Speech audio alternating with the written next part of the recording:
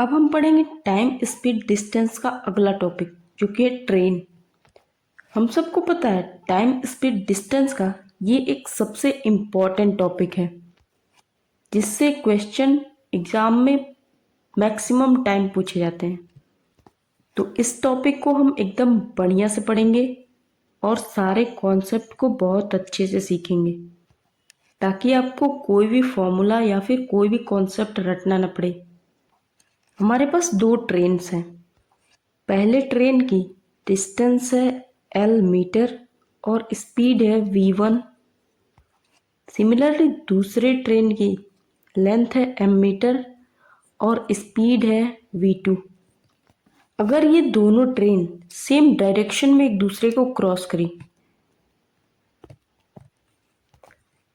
पहली train v1 speed, दूसरी train v2 speed, ये दोनों सेम डायरेक्शन में है, तो जब दो ट्रेन एक दूसरे को सेम डायरेक्शन में क्रॉस करती हैं उस केस में जो टोटल डिस्टेंस होता है वो होता है L माइनस M, मतलब ट्रेन की लेंथ का डिफरेंस, वही हमारा डिस्टेंस होता है। और अगर स्पीड की बात करें तो हमें पता है जब दो ऑब्जेक्ट एक साथ मूव करते हैं उस केस में हम रिलेटिव स्पीड फाइंड करते हैं। क्योंकि दोनों ट्रेन सेम डायरेक्शन में मूव कर रही हैं तो रिलेटिव स्पीड हमारी हो जाएगी v1 माइनस v2। तो हमें डिस्टेंस मिल गया और स्पीड मिल गई। यहाँ से हम टाइम निकाल सकते हैं कि दोनों ट्रेन एक दूसरे को कितने टाइम पे क्रॉस करेंगी। अब अगर यही ट्रेन अपोजिट डायरेक्शन में मूव करें और उनकी स्पीड v1 और v2 हो तो इस केस में जो डिस्टेंस होता है वो दोनों के लेंथ का सम होता है। मतलब पहले ट्रेन की लेंथ L है, दूसरे ट्रेन की लेंथ M है, तो यहाँ से हमें डिस्टेंस मिलेगा L प्लस M। और सिमिलरली अगर हम स्पीड की बात करें तो स्पीड हमारा यहाँ पे होगा रिलेटिव स्पीड। और हमें पता है जब ऑब्जेक्ट अपोजिट डायरेक्शन में मूव करते हैं उस केस में रिलेटिव स्पीड दोनों ही ऑब्जेक्ट के स्पीड का सम होती है जो कि ये है। तो यहाँ से हमें डिस्टेंस और यहाँ से हमें स्पीड मिल गया। यहाँ से हम टाइम निकाल लेंगे कि कितने टाइम के बाद वो दोनों ट्रेन एक दूसरे को क्रॉस करेंगी। मान लेते हैं दो ट्रेन पैरेलल चल रही हैं सेम डायरेक्शन में। एक की स्पीड है 60 किलोमीटर पर आवर एंड दूसरे के स्पीड हम 40 किलोमीटर पर आवर कंसीडर करेंगे। स्पीड 60 किलोमीटर पर आवर होने का मतलब है कि एक घंटे में जो पहली ट्रेन है वो 60 किलोमीटर का डिस्टेंस कवर करेगी एंड जो दूसरी ट्रेन है वो एक घंटे में 40 किलोमीटर का डिस्टेंस कवर करेगी और दोनों पैरेलल मूव कर रहे हैं।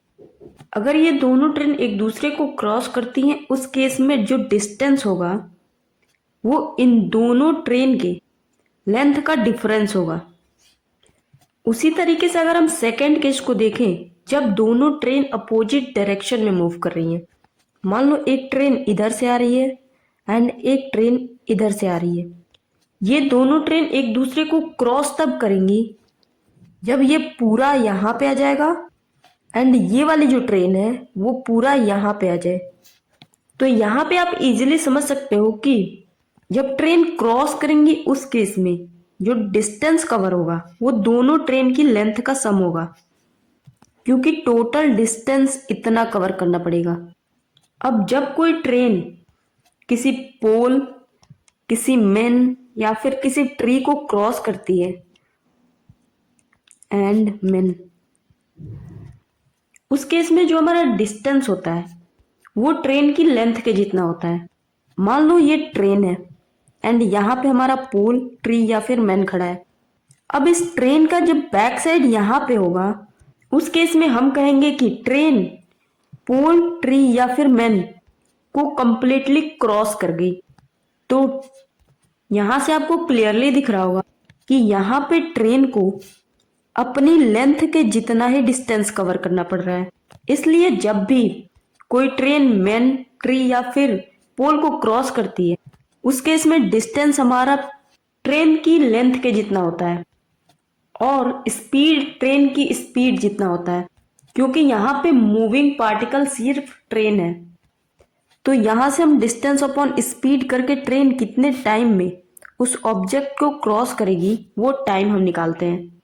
अब एक और चीज, जब कोई ट्रेन किसी प्लेटफॉर्म को क्रॉस करती है या फिर किसी ब्रिज को क्रॉस करती है, तो हमें पता है ब्रिज या फिर प्लेटफॉर्म वो एक मूविंग पार्टिकल नहीं है, वो एक स्टेबल पार्टिकल है। मान लो ये है ब्रिज एंड हमारी ट्रेन यहां से आ रही है, ये है ट्रेन का फ्रंट साइड। अब ये ट्रेन इस ब्रिज को क्रॉस करेगी, उस केस में ट्रेन का बैक साइड यहां पे होना चाहिए, तभी हम कहेंगे कि ये ट्रेन ब्रिज को क्रॉस कर गई है।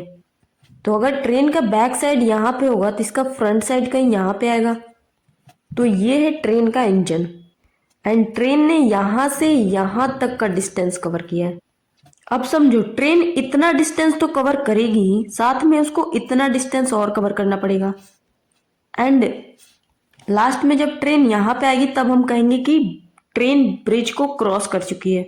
तो ट्रेन को टोटल इतना डिस्टेंस कवर करना होगा। तो इसका मतलब ये है कि ब्रिज की लेंथ और ट्रेन की लेंथ का जो सम होगा वो डिस्टेंस के इक्वल होगा, क्योंकि डिस्टेंस इतना ही कवर करना पड़ रहा है। जब दो पार्टिकल मूव करते हैं उस केस में हम रिलेटिव स्पीड निकालते हैं। जब एक मैन एंड एक ट्रेन दोनों मूव करेंगे उस केस में हम रिलेटिव स्पीड निकालते हैं, या फिर दो ट्रेन जब मूव करेंगे उस केस में हम रिलेटिव स्पीड निकालेंगे। आई होप आपको यहां तक चीजें क्लियर हो गई होगी, किस केस में हम कितना डिस्टेंस लेते हैं और क्यों लेते हैं। अब आपको कोई भी फॉर्मूला रटने की जरूरत नहीं पड़ेगी, क्योंकि हमें पता चल गया जब दो ऑब्जेक्ट मूव करेंगे उस केस में हम रिलेटिव स्पीड लेंगे, नहीं तो हमारा ट्रेन की स्पीड के जितना ही स्पीड होगा। एंड डिस्टेंस कैसे निकालते हैं वो तो अभी हमने पढ़ा कि किस केस में क्यों हम कितना डिस्टेंस ले रहे हैं। तो आई होप आपको यहां तक चीजें क्लियर हो गई होगी। अब हम क्वेश्चंस करेंगे ताकि हमें सारी चीजें अच्छे से क्लियर हो जाए, क्योंकि क्वेश्चंस से ही हमें बेटर क्लैरिटी मिलती है और क्वेश्चन को लेके हमारी थिंकिंग डेवलप होती है। तो चलते हैं क्वेश्चंस पे। इस क्वेश्चन में हमें बोला गया है कि दो ट्रेन सेम डायरेक्शन में पैरेलल मूव कर रहे हैं और दोनों ट्रेन की स्पीड दी गई है। और आगे क्वेश्चन में बोला गया है कि जो फास्टर ट्रेन है वो स्लोअर ट्रेन को 36 सेकंड में क्रॉस कर जाती है। तो हमें फास्टर ट्रेन की लेंथ फाइंड करनी है।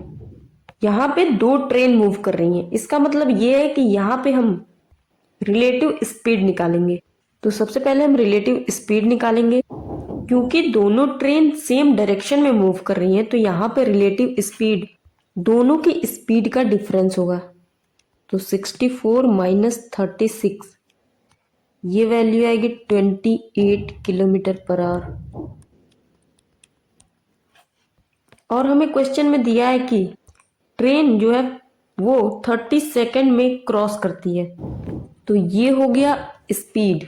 यहाँ पे बोला है कि फास्टर ट्रेन 36 सेकंड में स्लोअर ट्रेन को क्रॉस करती है, मतलब फास्टर ट्रेन का टाइम दिया गया है और स्पीड हमें पता है। यहाँ से हम फास्टर ट्रेन की डिस्टेंस निकालेंगे, तो इसको हम डीएफ से डिनोट करेंगे, डिस्टेंस ऑफ फास्टर ट्रेन। तो स्पीड है 28 एंड टाइम है 36 सेकंड, बट ये सेकंड में है एंड ये क्वांटिटी किलोमीटर पर आवर में है। तो इसको हम मीटर पर सेकंड में कन्वर्ट करने के लिए 5/18 से मल्टीप्लाई करेंगे। 18 से ये जाएगा 2 टाइम्स, 5 2 जा होगा 10, इसका मतलब ये वैल्यू आएगी 280 मीटर, जो कि फास्टर ट्रेन की लेंथ है। सो इस क्वेश्चन के लिए ऑप्शन नंबर सी करेक्ट होगा। अब चलते हैं नेक्स्ट क्वेश्चन पे। ट्रेन पी की स्पीड 2/3 है क्यू की स्पीड के। अगर दोनों ट्रेन अपोजिट डायरेक्शन में मूव करें और एक दूसरे को 30 सेकंड में क्रॉस करती हैं, तो हमें फाइंड करना है कि अगर वो दोनों सेम डायरेक्शन में मूव करें तो एक दूसरे को कितने टाइम बाद क्रॉस करेंगी। तो यहाँ से हम speed of train P and speed of train Q के बीच रेशियो निकाल सकते हैं। ये होगी 2 और 3 की रेशियो। इसको एग्जैक्ट वैल्यू बनाने के लिए हम x से मल्टीप्लाई कर देंगे। अब ये दोनों ट्रेन अपोजिट डायरेक्शन में मूव कर रही हैं, तो यहाँ से रिलेटिव स्पीड हमें मिलेगी दोनों का सम। तो रिलेटिव स्पीड होगा 5x। यहाँ से हम डिस्टेंस निकाल सकते हैं क्योंकि टाइम दिया गया है, दोनों एक दूसरे को 30 सेकेंड बाद क्रॉस करती हैं। तो ये हो जाएगा distance equal speed into time. Speed है 5x एंड टाइम है 30 सेकेंड। ये हो जाएगा 150x। ये जो डिस्टेंस है वो दोनों ट्रेन की लेंथ का सम है। अब ये दोनों ट्रेन एक दूसरे के पैरेलल सेम डायरेक्शन में मूव कर रही हैं। उस केस में रिलेटिव स्पीड जो होगा वो इन दोनों की स्पीड का डिफरेंस होगा। तो ये हो जाएगा x। यहाँ से हम टाइम निकाल सकते हैं क्योंकि हमें डिस्टेंस पता है और स्पीड पता है। तो अगर ये दोनों सेम डायरेक्शन में मूव करेंगी तो टाइम हमें लगेगा 150x अपॉन x। तो ये हो जाएगा 150 सेकेंड। सो इस क्वेश्चन के लिए ऑप्शन नंबर सी करेक्ट होगा। अब चलते हैं अपने नेक्स्ट क्वेश्चन पे। एक ट्रेन x है जो अंबाला से 6 बजे निकलती है और उसकी स्पीड है 25 मीटर पर सेकेंड। दूसरी ट्रेन y है जो मुंबई से अंबाला जाती है और वो 9 बजे निकलती है और उसकी स्पीड है 60 किलोमीटर पर आवर।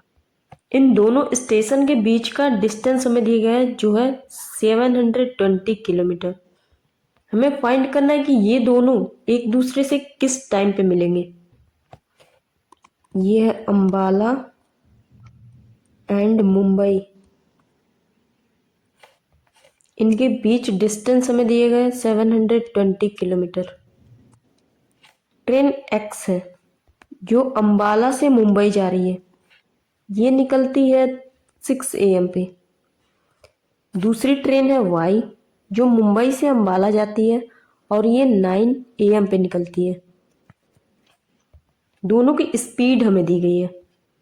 इसकी स्पीड है 25 मीटर पर सेकेंड। इसको हम किलोमीटर पर आवर में कन्वर्ट करेंगे तो इसमें हमें 18/5 से करना होगा मल्टीप्लाई। तो 5 से 25 जाएगा 5 टाइम्स, ये होगा 90 किलोमीटर पर आवर। एंड इसकी स्पीड दी गई है 60 किलोमीटर पर आवर। x जो है 6 AM पे निकलती है और y 9 AM पे निकलती है। तो सबसे पहले हमें इन दोनों का टाइम सेम करना होगा एंड इन दोनों को सेम टाइम पे निकलने पे कितना डिस्टेंस बचेगा इनके बीच वो फाइंड करना होगा। तो अगर ये भी 9 बजे निकले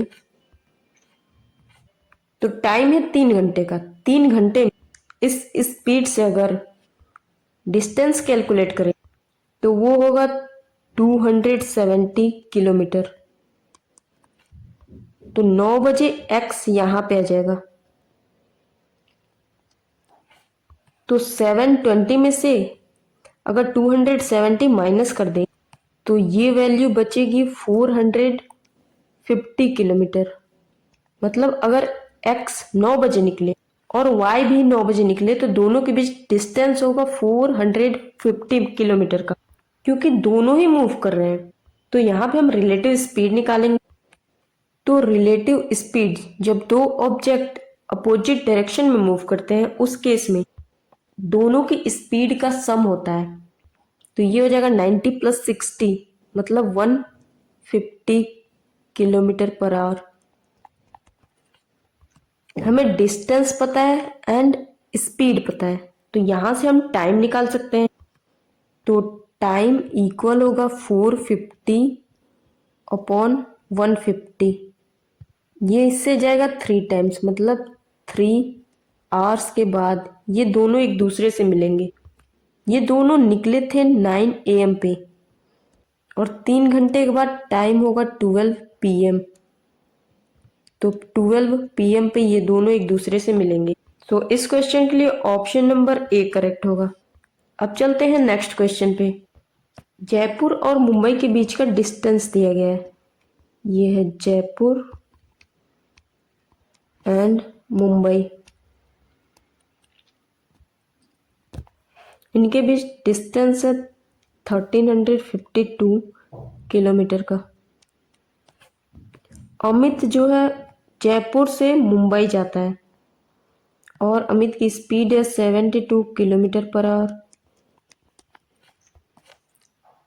और मुकेश मुंबई से जयपुर जाता है और इसकी स्पीड है 56 किलोमीटर पर आवर। अमित निकलता है 9:40 AM पे, जबकि मुकेश निकलता है 10:40 AM पे। तो सबसे पहले हमें इन दोनों का टाइम सेम करना होगा ताकि ये सेम टाइम पे निकले। तो अगर ये 10:40 पे निकलेगा तो इसको 1 घंटे में 72 किलोमीटर का डिस्टेंस कवर करना पड़ेगा। मतलब 10:40 पे अमित यहाँ पे होगा। अगर आप डिस्टेंस निकालो तो ये होगा 1352 माइनस 72। तो 10:40 पे इन दोनों के बीच डिस्टेंस होगा 1280 किलोमीटर का। ये दोनों अपोजिट डायरेक्शन में मूव कर रहे हैं तो रिलेटिव स्पीड ऐड हो जाएगी। तो 56 प्लस 72 ये वैल्यू आएगी 128। तो हमें स्पीड पता है एंड डिस्टेंस पता है, तो यहाँ से हम टाइम निकाल सकते हैं। ये होगा 1280 अपॉन 128। ये इससे जाएगा 10 टाइम्स, मतलब 10 घंटे के बाद ये दोनों एक दूसरे से मिलेंगे। ये 10 घंटा 10:40 के बाद का है, तो 10:40 AM प्लस 10 आवर्स। तो हमें टाइम मिलेगा 8:40 PM, मतलब 8:40 PM पे ये दोनों एक दूसरे से मिलेंगे। सो इस क्वेश्चन के लिए ऑप्शन नंबर ए करेक्ट होगा। इस क्वेश्चन में आप चाहो तो इसको 9:40 तक ले जा सकते थे, क्योंकि 1 घंटे में 56 किलोमीटर का डिस्टेंस बढ़ जाएगा। तो इनके बीच टोटल डिस्टेंस हो जाएगा इतना प्लस 56, एंड उस तरीके से हम टाइम निकाल सकते हैं। तो टाइम हमारा इतना ही आएगा। अब चलते हैं नेक्स्ट क्वेश्चन पे। एक ट्रेन की स्पीड हमें दी गई है एंड वो एक प्लेटफॉर्म को 36 सेकेंड में क्रॉस करती है। प्लेटफॉर्म की लेंथ इतनी है। यहाँ पे हमें स्पीड ऑफ ट्रेन दी गई है जो कि है 135 kilometre per hour. Train platform को क्रॉस कर रही है, इसका मतलब है जो डिस्टेंस होगा ट्रेन की लेंथ और प्लेटफॉर्म की लेंथ का सम होगा। तो यहाँ से अगर हम डिस्टेंस निकालें तो ये होगा length of platform plus length of train. Platform की लेंथ हमें दी गई है जो कि है 560 मीटर, एंड ये हो जाएगा लेंथ ऑफ ट्रेन। हमें टाइम भी दिया गया है जो कि है 36 सेकेंड।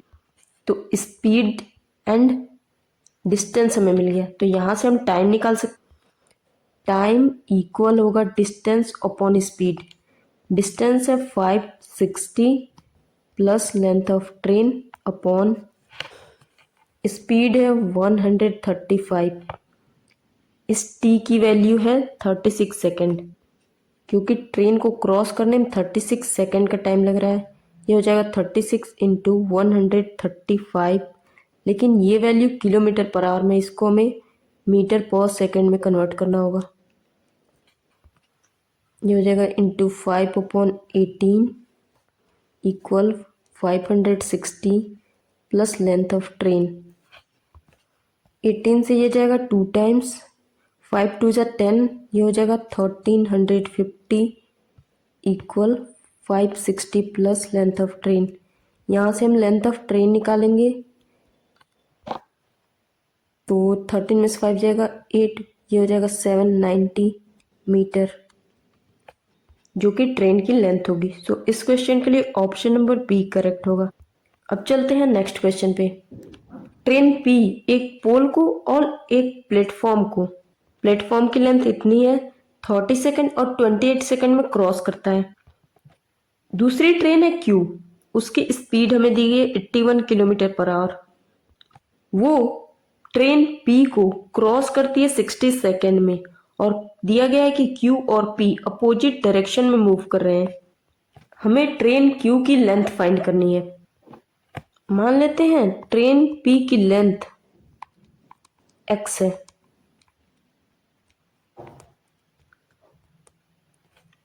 अब ट्रेन P को किसी पोल को क्रॉस करने में 30 सेकेंड का टाइम लगता है।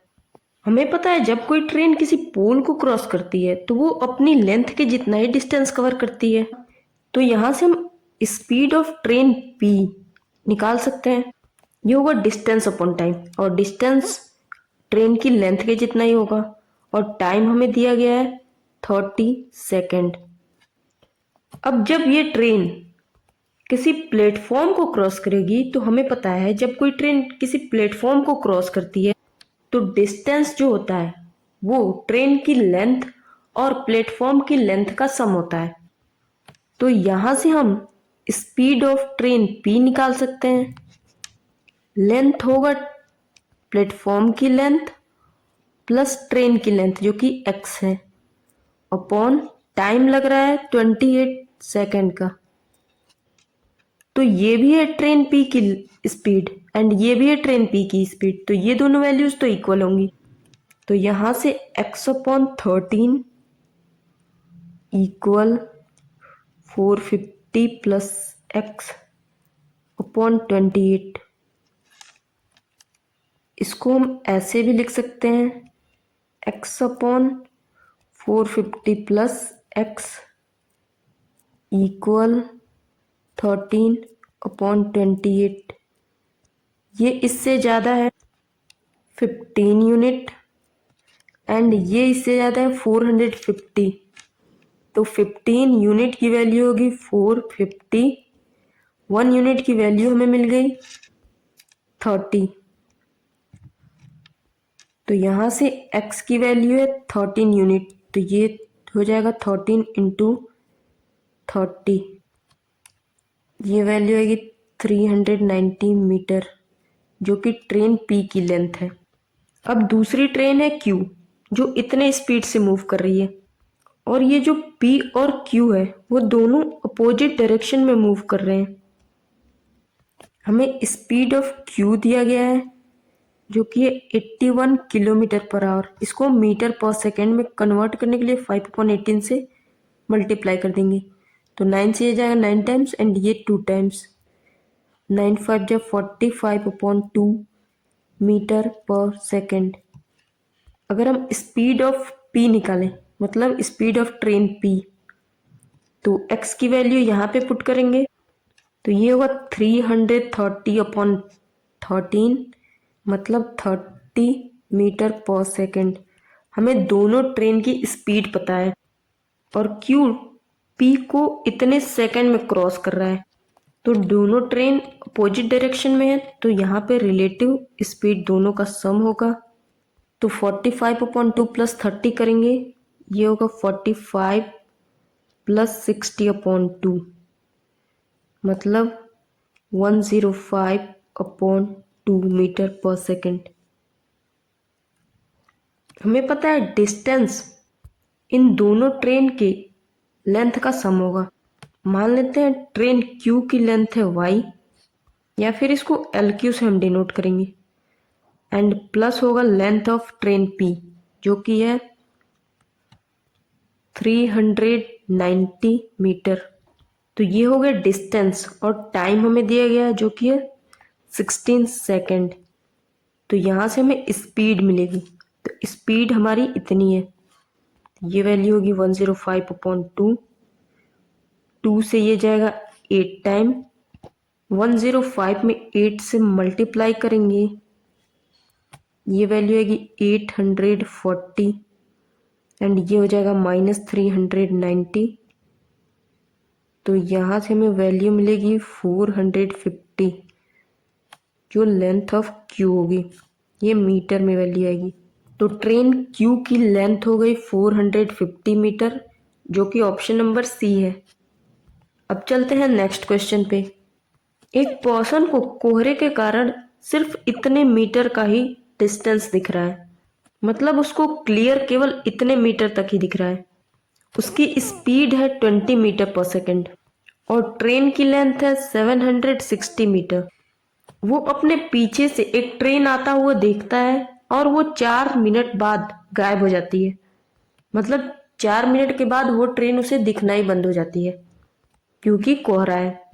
हमें ट्रेन की स्पीड फाइंड करनी है। मान लो यहाँ पे है मैन, इसको ऐसे बना लेते हैं और उसको क्लियर सिर्फ 820 मीटर ही दिख रहा है, उसके आगे का नहीं दिख रहा। तो उसको क्लियर 820 मीटर पीछे दिखेगा एंड 820 मीटर आगे तक क्लियर दिखेगा। अब ट्रेन का जब फ्रंट पार्ट यहाँ पे आएगा तो उसको दिखना स्टार्ट हो जाएगा और ट्रेन इतनी लेंथ कवर करेगी तो उसे दिखेगा। और जब ट्रेन का बैक पार्ट यहाँ पे आएगा तो ट्रेन उसे दिखना बंद हो जाएगा। तो इसका मतलब ये है कि ट्रेन इतना डिस्टेंस तो कवर करेगी ही, साथ में वो अपनी लेंथ के जितना भी डिस्टेंस कवर करेगी एंड उतने डिस्टेंस तक उस मैन को वो ट्रेन दिखेगी। तो यहाँ पे जो डिस्टेंस है वो होगा 820 प्लस 820 एंड प्लस ट्रेन की लेंथ जो कि है 760। तो ट्रेन टोटल इतना डिस्टेंस कवर करेगी। इन सब को ऐड करेंगे तो ये वैल्यू आएगी 2400 मीटर। एंड ये ट्रेन जब इतना डिस्टेंस कवर कर लेगी तो ये ट्रेन इस मैन को दिखना बंद हो जाएगी। तो मैन को ट्रेन 4 मिनट बाद दिखना बंद हो जाती है। मतलब ट्रेन इतने डिस्टेंस को 4 मिनट में कवर कर रही है। तो डिस्टेंस है इतना एंड टाइम है 4 मिनट। तो यहाँ से हम स्पीड निकाल सकते हैं, लेकिन जो स्पीड आएगी वो रिलेटिव स्पीड होगी क्योंकि यहाँ पे मैन भी मूव कर रहा है और मैन की स्पीड है 20 मीटर पर सेकेंड। तो यहाँ से रिलेटिव स्पीड मिलेगा 2400 अपॉन 4 मिनट। मिनट को हम सेकेंड में कन्वर्ट करेंगे 60 से मल्टीप्लाई करके। तो ये इससे जाएगा 10 टाइम्स। मतलब रिलेटिव स्पीड हमें मिली 10 मीटर पर सेकेंड। क्वेश्चन में हमें बोला गया है कि ट्रेन इसके पीछे से आ रही है। इसका मतलब जो मैन है उसका डायरेक्शन ये होगा, तभी तो उसके पीछे ट्रेन आएगी। मतलब दोनों सेम डायरेक्शन में मूव कर रहे हैं तो यहाँ पे रिलेटिव स्पीड, दोनों की स्पीड का डिफरेंस होगा।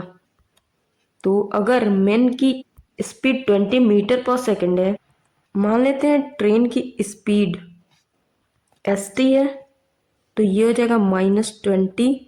ऑब्वियस सी बात है ट्रेन की स्पीड ज़्यादा होगी और मैन की स्पीड कम होगी।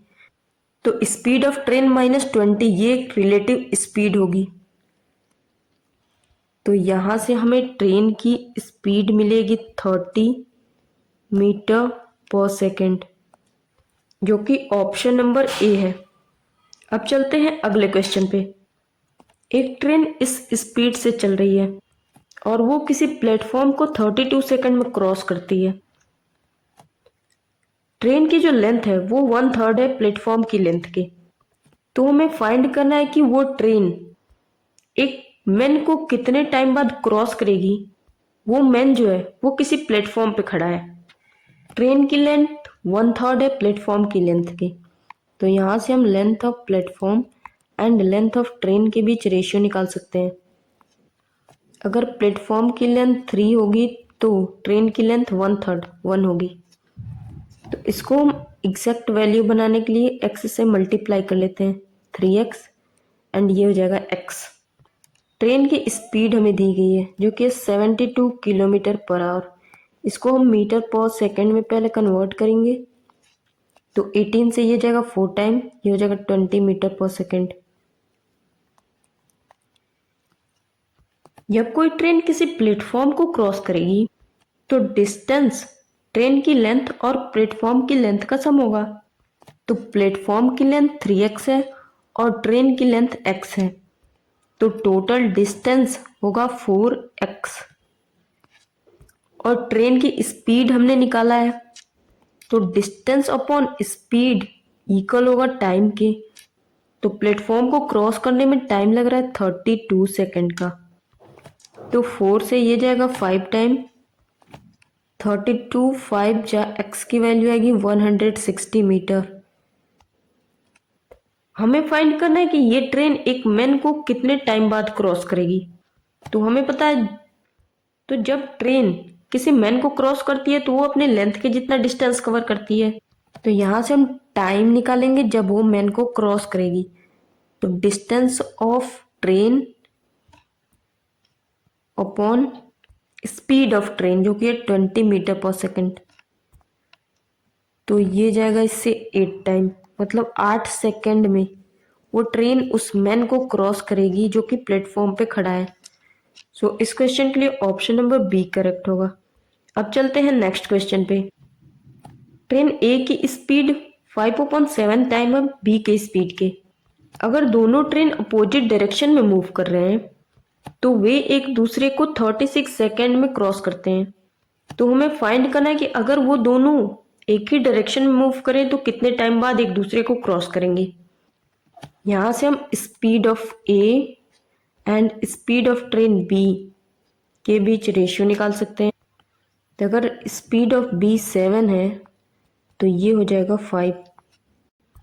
इसको हम 5x और 7x कंसीडर करेंगे। सबसे पहले हमें रिलेटिव स्पीड निकालना होगा।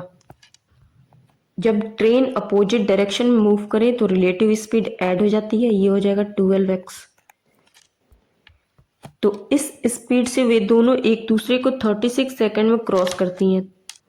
तो स्पीड और टाइम दिया गया है, यहाँ से हम डिस्टेंस निकालेंगे।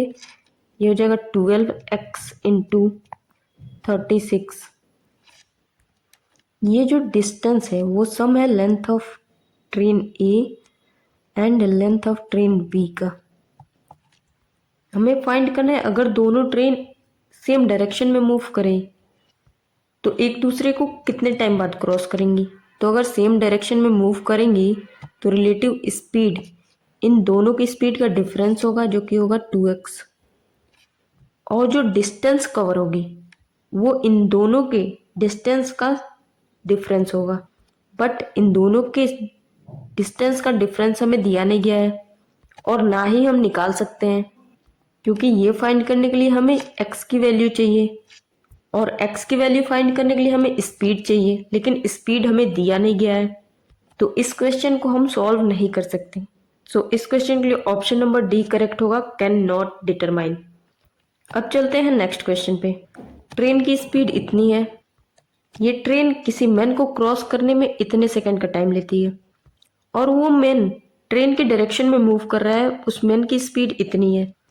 तो मैन और ट्रेन दोनों सेम डायरेक्शन में मूव कर रहे हैं, तो यहाँ से रिलेटिव स्पीड दोनों के स्पीड का डिफरेंस होगा। तो 90 माइनस 36,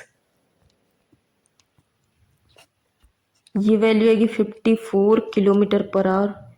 इसको मीटर पर सेकेंड में कन्वर्ट करने के लिए 5/18 से मल्टीप्लाई कर देंगे। 18 से ये जाएगा 3 टाइम एंड ये हो जाएगा 15 मीटर पर सेकेंड। हमें पता है जब ट्रेन एक मैन को क्रॉस करती है तो उस टाइम पे ट्रेन डिस्टेंस कवर करती है अपने लेंथ के जितना। तो डिस्टेंस जो कि ट्रेन की लेंथ होगी वो होगा स्पीड इनटू टाइम। स्पीड मतलब रिलेटिव स्पीड और टाइम लग रहा है 37 सेकेंड का। 15 7 जा 105, कैरी बचा 15 3 जा 45, ये हो जाएगा 55 मीटर में। सो इस क्वेश्चन के लिए ऑप्शन नंबर बी करेक्ट होगा। अब चलते हैं नेक्स्ट क्वेश्चन पे। ट्रेन एक्स और वाई सेम डायरेक्शन में मूव कर रहे हैं और उनकी स्पीड की रेशियो में दी गई है। ट्रेन एक्स का जो ड्राइवर है वो ऑब्जर्व करता है कि जो ट्रेन वाई है वो पीछे से आके उसको क्रॉस करती है 60 सेकेंड में। और जब एक पैसेंजर जो वाई ट्रेन में बैठा है वो ये ऑब्जर्व करता है कि जो ट्रेन एक्स है वो 25 सेकेंड में वाई को क्रॉस कर जाती है। तो हमें ट्रेन एक्स और ट्रेन वाई की लेंथ की रेशियो चाहिए। हमें स्पीड ऑफ ट्रेन एक्स और स्पीड ऑफ ट्रेन y की रेशियो दी गई है जो कि है 5 और 6। इसको हम 5a और 6a लेंगे। अब ट्रेन x के ड्राइवर के अकॉर्डिंग जो ट्रेन y है वो 60 सेकेंड में क्रॉस करती है। तो ये है ट्रेन x और ये है ट्रेन y। दोनों सेम डायरेक्शन में चल रहे हैं क्योंकि यहाँ पे लिखा है कि y कमिंग फ्रॉम बिहाइंड, मतलब y पीछे से आ रहा है x के। क्योंकि ये दोनों ट्रेन सेम डायरेक्शन में है तो यहाँ से रिलेटिव स्पीड इन दोनों का डिफरेंस होगी। तो इन दोनों की स्पीड का डिफरेंस आएगा a। ट्रेन x a के स्पीड से 60 सेकेंड में अगर क्रॉस करेगी तो यहाँ पे हमें डिस्टेंस मिल जाएगा स्पीड इनटू टाइम करके। तो स्पीड है a और टाइम है 60 सेकेंड, तो ये हो जाएगा 60 इंटू ए 60a। अब ये जो डिस्टेंस आई है ये डिस्टेंस ट्रेन x और ट्रेन y के लेंथ का सम है। तो ये है train x plus length of train y जो कि 60a के इक्वल है। अब ट्रेन y में बैठा एक पैसेंजर ये ऑब्जर्व करता है कि ट्रेन x उस ट्रेन को 25 सेकेंड में क्रॉस कर रही है। तो यहाँ पे समझने वाली चीज ये है कि जो पैसेंजर है y ट्रेन में उसको हम एज अ पॉइंट कंसिडर करेंगे क्योंकि पैसेंजर मूव नहीं कर रहा है, मूव कर रही है ट्रेन। तो यहाँ पे हम पैसेंजर को एज अ पॉइंट कंसिडर करेंगे और हमें पता है जब कोई ट्रेन किसी पॉइंट को क्रॉस करती है तो वो अपने लेंथ के जितना ही डिस्टेंस कवर करेगी और उसको टाइम लग रहा है 25 सेकेंड का। तो यहाँ पे रिलेटिव स्पीड है a और टाइम लग रहा है 25 सेकेंड का। तो यहाँ पे ट्रेन x अपने लेंथ के जितना डिस्टेंस कवर करेगी। तो यहाँ से length of train x equal होगा 25a, मतलब स्पीड इंटू टाइम। ये है लेंथ ऑफ, तो ट्रेन x और y के लेंथ का सम इतना है। ट्रेन x के लेंथ की वैल्यू इतनी है, हम यहाँ से लेंथ ऑफ ट्रेन y निकाल सकते हैं। तो 16a माइनस 25 करेंगे, ये आएगा 35a। हमें इन दोनों की रेशियो चाहिए। तो यहाँ से length of train x and length of train y की रेशियो हम निकालेंगे जो कि होगा 25 35। ये वैल्यू आएगी 5 और 7 की। सो इस क्वेश्चन के लिए ऑप्शन नंबर सी करेक्ट होगा। अब चलते हैं नेक्स्ट क्वेश्चन पे। एक ट्रेन की स्पीड है 72 किलोमीटर पर आवर। वो किसी मैन को क्रॉस करने में 30 सेकेंड का टाइम लेती है और मैन की स्पीड है 45 किलोमीटर पर आवर। तो यहाँ पे मैन और ट्रेन दोनों मूविंग पार्टिकल है। तो यहाँ पे हम रिलेटिव स्पीड निकालेंगे। दोनों सेम डायरेक्शन में चल रहे हैं तो यहाँ पे रिलेटिव स्पीड 72 माइनस 45 होगी। 72 में से 45 जाएगा, ये हो जाएगा 27 kilometre per hour.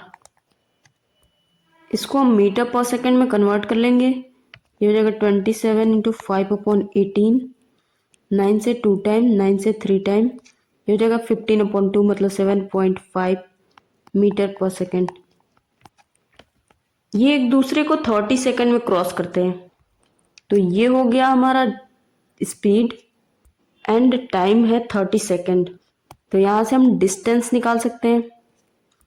Distance equal speed into time into 30।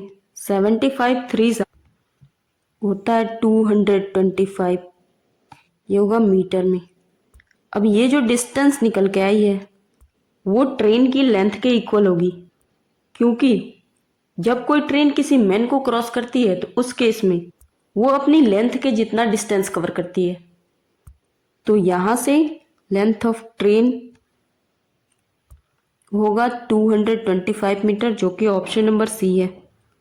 अब देखते हैं अगला। ट्रेन ए लखनऊ से 4:30 AM पे मेरठ के लिए निकलती है। तो ये है ट्रेन ए, ये निकलती है लखनऊ से। मान लेते हैं ये लखनऊ और यहाँ पे कहीं है मेरठ। कोई ट्रेन बी है जो दिल्ली से लखनऊ जा रही है और बी की स्पीड इतनी है। लखनऊ और मेरठ के बीच डिस्टेंस है 508 किलोमीटर का। ट्रेन बी मेरठ से निकलती है 8:08 पे। यही ट्रेन बी दिल्ली से लखनऊ जा रही है, तो दिल्ली इसके बीच में कहीं पड़ेगा। तो मान लेते हैं यहाँ पे है दिल्ली। दिल्ली से निकलती है 11:08 AM पे। ट्रेन बी की स्पीड हमें दी गई है जो कि है 64 किलोमीटर पर आवर। ये जो ट्रेन ए है वो 4:33 AM पे निकली है। इन दोनों में टाइम गैप है 7:25 का। एंड इन दोनों के बीच टाइम गैप है 3 आवर। बी की स्पीड दी गई है जो कि 64 किलोमीटर पर आवर। तो हम यहाँ से निकाल सकते हैं कि बी 3 घंटे में कितना डिस्टेंस कवर करेगा। तो डिस्टेंस कवर्ड बाय बी, इसको हम डी बी से लिख लेते हैं इन 3 आवर। ये होगा 64 × 3, 6 3 180 एंड 12 192 किलोमीटर। एक सेकंड, ये होगा 6 आवर एंड 35 मिनट। क्योंकि 60 में से अगर 33 माइनस करोगे तो बचेगा 27। 27 + 8 हुआ 35 एंड 10 में से 4 जाएगा तो 6। तो अगर 6 आवर 35 मिनट को आवर्स में कन्वर्ट करें तो ये हो जाएगा 6 प्लस ये होगा 35/60 मतलब 7/12।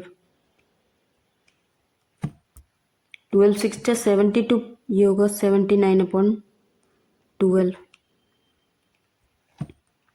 और ये वैल्यू आएगी आवर्स में। अगर हम इतने डिस्टेंस को निकालें तो ये टोटल डिस्टेंस है 508 किलोमीटर और ये डिस्टेंस हमने निकाला 192 किलोमीटर। इसको पॉइंट P बना लो। तो A और P के बीच डिस्टेंस हमें मिल जाएगा। तो ये डिस्टेंस होगा, डिस्टेंस को हम D से डिनोट करेंगे। 508 - 192, ये आएगा 316 किलोमीटर। हमें इतनी डिस्टेंस मिल गई जो कि है 316 किलोमीटर। हमें डिस्टेंस पता चल गया और टाइम कितना लग रहा है वो पता है। तो यहाँ से हम स्पीड निकाल सकते हैं ए की। तो यहाँ से स्पीड ऑफ ए हमें मिलेगा, डिस्टेंस है 360 किलोमीटर, ये होगा अपॉन 79/12। तो 79 से ये जाएगा 4 टाइम्स, ये वैल्यू आएगी 48 किलोमीटर पर आवर। यहाँ पे हम स्पीड ऑफ ट्रेन है इसलिए निकाल पा रहे हैं क्योंकि यहाँ पे बोला गया है क्वेश्चन में कि जो ट्रेन ए है वो यहाँ पे मिलती है। तो ट्रेन ए टोटल इतना डिस्टेंस कवर करेगी एंड इतना डिस्टेंस कवर करने में उसको इतना टाइम लग रहा है। तो यहाँ से हमें स्पीड ऑफ ट्रेन ए मिल गई 48 किलोमीटर पर आवर, जो कि ऑप्शन नंबर ए है। अब देखते हैं अगला। पी और क्यू की स्पीड दी गई है, दोनों सेम पॉइंट से चलना स्टार्ट करते हैं। अगर पी 1 घंटा लेट निकलती है फिर भी वो 1 घंटा पहले पहुंच जाती है क्यू से, तो हमें ए और बी के बीच डिस्टेंस चाहिए। तो ए एंड बी मान लेते हैं ये डिस्टेंस है एक्स। पी और क्यू, पी की स्पीड है 30 kilometre per hour and Q की स्पीड है 26 किलोमीटर पर आवर। दोनों ए से बी तक जा रहे हैं, तो इसका मतलब ये है कि यहाँ पे डिस्टेंस दोनों के लिए सेम है। तो हमें पता है जब डिस्टेंस कांस्टेंट होती है तो स्पीड की रेशियो टाइम की रेशियो का रेसिप्रोकल होता है।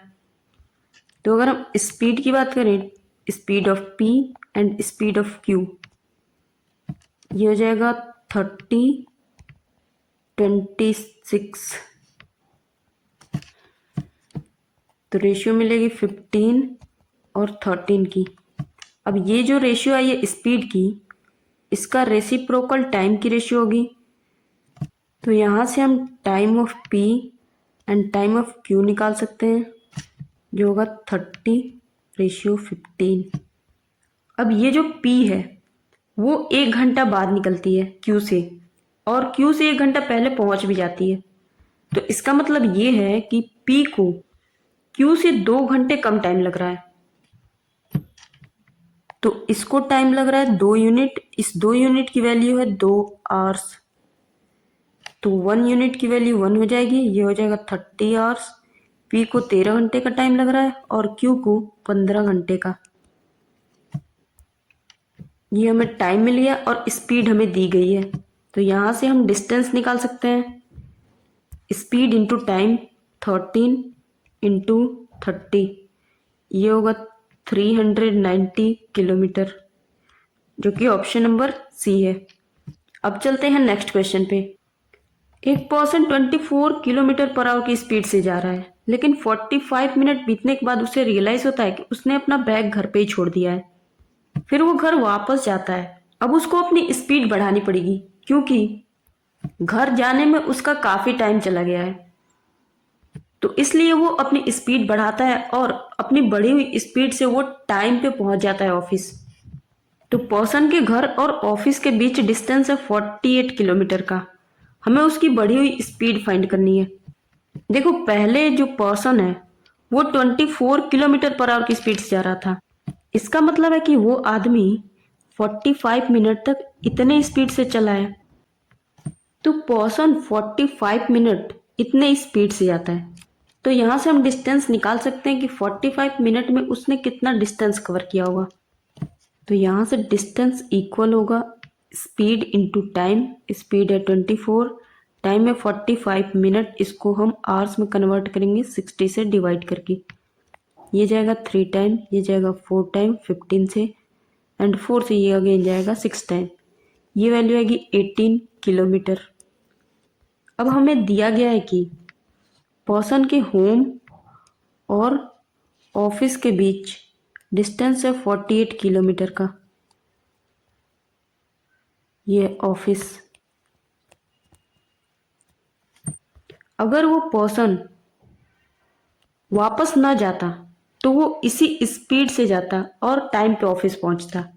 तो सबसे पहले हम फाइंड कर लेते हैं कि अगर वो घर वापस नहीं गया होता बैग लेने, तो उसको कितना टाइम लगता ऑफिस पहुंचने में। तो ऑफिस पहुंचने में उसको टाइम लगता 48 किलोमीटर का डिस्टेंस वो कवर करता 24 किलोमीटर पर आवर की स्पीड से, मतलब 2 घंटे का टाइम लगता उसको, या फिर 120 मिनट का। अब यहाँ तक जाता है जो कि है 18 किलोमीटर। फिर उसे रियलाइज होता है कि उसका बैग तो घर पे ही रह गया।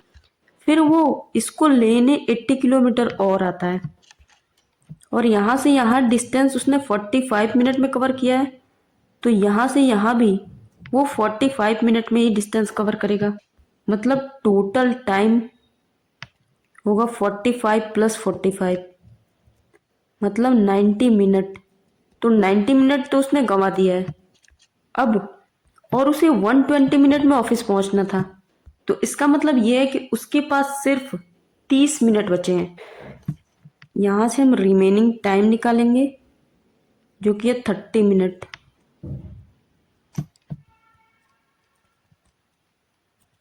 अगर हम 30 मिनट को आवर्स में कन्वर्ट करें तो ये होगा 1.2 आवर।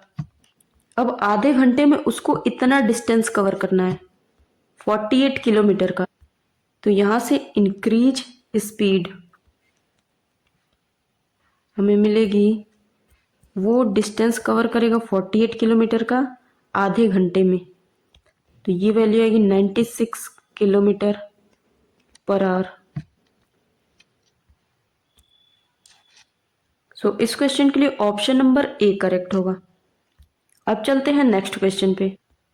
ट्रेन बी 3 घंटे ज़्यादा टाइम लेता है ए से 600 किलोमीटर का डिस्टेंस कवर करने के लिए। खराब इंजन के कारण ए की स्पीड 40% रिड्यूस हो जाती है, इसलिए उसको 5 घंटे और टाइम लगता है बी से, और दोनों सेम डायरेक्शन में मूव कर रहे हैं। हमें ट्रेन बी की स्पीड फाइंड करनी है। यहाँ से अगर हम बिफोर, इंजन खराब होने से पहले, यहाँ से हम स्पीड निकाल सकते हैं ए की, कि इंजन खराब होने से पहले और इंजन खराब होने के बाद उनके बीच क्या रेशियो होगी। तो अगर ये 5x है तो ये 3x हो जाएगा, क्योंकि इंजन खराब होने के कारण वो अपनी स्पीड 40% से रिड्यूस कर देती है। अब यहाँ पे एक चीज कॉमन है कि दोनों ही कंडीशन में डिस्टेंस तो हमारा सेम कवर हो रहा है, तो डिस्टेंस सेम है तो स्पीड की रेशियो टाइम की रेशियो का रेसिप्रोकल होगी। तो यहाँ से हम टाइम निकाल सकते हैं ए की, इंजन खराब होने से पहले और बाद में। तो ये हो जाएगा 3x 5x। अब ए को 5 घंटे ज्यादा टाइम लग रहा है बी से, पहले बी को 3 घंटे ज्यादा टाइम लग रहा था ए से। अगर आप इंजन खराब होने से पहले और इंजन खराब होने के बाद ए के टाइम में डिफरेंस देखोगे तो डिफरेंस होगा 8 घंटे का। तो इनके बीच डिफरेंस है 2x का, इस 2x की वैल्यू होगी 8, तो x की वैल्यू मिल गई 4। यहाँ से 3x की वैल्यू मिल गई 12 आर, और 5x की वैल्यू मिल गई 20 आर। मतलब पहले वो 12 घंटे में पहुंच जाता, लेकिन इंजन खराब होने की वजह से उसको 20 घंटे का टाइम लग रहा है। क्वेश्चन की पहली लाइन में बोला है कि बी 3 घंटे ज्यादा टाइम लेता है ए से, तो पहले ए को 12 आवर्स का टाइम लग रहा था तो बी को इससे 3 घंटे ज्यादा का टाइम लगता। तो यहाँ से टाइम ऑफ बी हम निकाल सकते हैं, तो ये हो जाएगा 12 + 3 मतलब 15 आवर्स। हमें ट्रेन बी की स्पीड चाहिए। दोनों डिस्टेंस सेम कवर कर रहे हैं जो कि है 600 किलोमीटर। तो यहाँ से हम स्पीड ऑफ बी निकाल सकते हैं। 600 किलोमीटर डिस्टेंस को कवर करने में 15 आवर्स का टाइम लग रहा है, तो स्पीड हो जाएगी 40 किलोमीटर पर आवर। सो इस क्वेश्चन के लिए ऑप्शन नंबर बी करेक्ट होगा। अब चलते हैं अगले पे। राकेश देखता है कि ट्रेन एक ब्रिज को पार कर रही है जिसकी लेंथ है 2 किलोमीटर, और ये बोला गया है कि ट्रेन की लेंथ ब्रिज की लेंथ का आधा है। मतलब कि ब्रिज की लेंथ है 2 किलोमीटर, तो इसका आधा ट्रेन की लेंथ होगी 1 किलोमीटर। ट्रेन ब्रिज को पार कर रही है 3 मिनट में। हमें ट्रेन की स्पीड फाइंड करनी है। हमें पता है जब ट्रेन किसी ब्रिज को पार करती है तो वो डिस्टेंस अपनी और ब्रिज के लेंथ के जितना कवर करती है, तो टोटल डिस्टेंस होगा 3 किलोमीटर और टाइम लग रहा है 3 मिनट का। तो यहाँ से हम स्पीड निकाल सकते हैं। स्पीड इक्वल होगा डिस्टेंस अपॉन टाइम। डिस्टेंस है 3 किलोमीटर और टाइम है 3 मिनट। इसको हम आवर्स में कन्वर्ट कर लेंगे, ये हो जाएगा अपॉन 60। 3 से ये कैंसिल हो जाएगा, यहाँ पे हमें वैल्यू मिलेगी 60 किलोमीटर पर आवर, जो कि ऑप्शन नंबर बी है। अब चलते हैं अगले पे। ए और बी दो ट्रेन हैं जो पॉइंट एम और एन से एक दूसरे की ओर चलना शुरू करते हैं। बचे हुए जर्नी को इतने और इतने मिनट में कवर करते हैं। अगर ट्रेन ए और ट्रेन बी की स्पीड इतनी और इतनी हो तो हमें एक्स की वैल्यू फाइंड करनी है।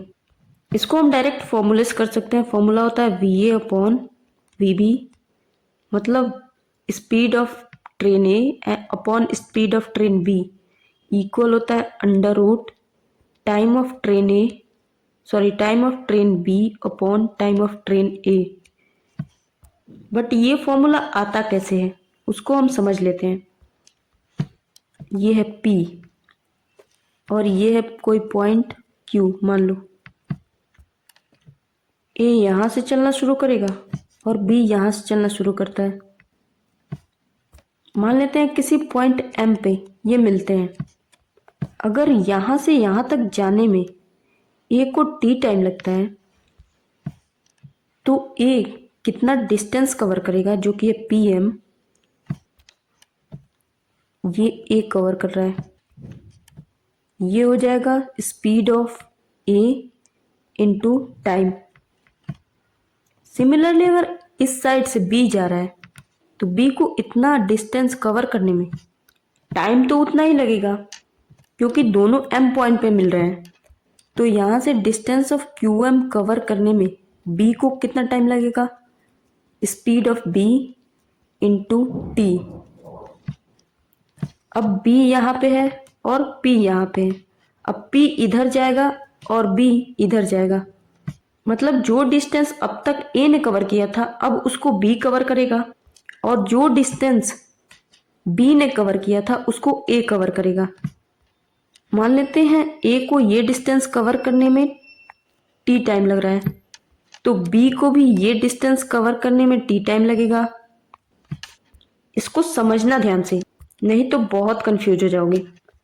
अब PM डिस्टेंस को B कवर कर रहा है, इसको T1 इसको T2 मान लो, क्योंकि यहाँ पे ये नहीं बोला है कि दोनों सेम टाइम पे यहाँ और यहाँ पहुँचते हैं, इसलिए दोनों यहाँ तक तो सेम टाइम पे पहुँचेंगे, लेकिन उसके बाद दोनों का टाइम डिफरेंट हो जाएगा। तो B की स्पीड है SB एंड टाइम इसको लग रहा है T2। सिमिलरली अब A ये वाला डिस्टेंस कवर करेगा, तो QM इसको भी ले लेते हैं।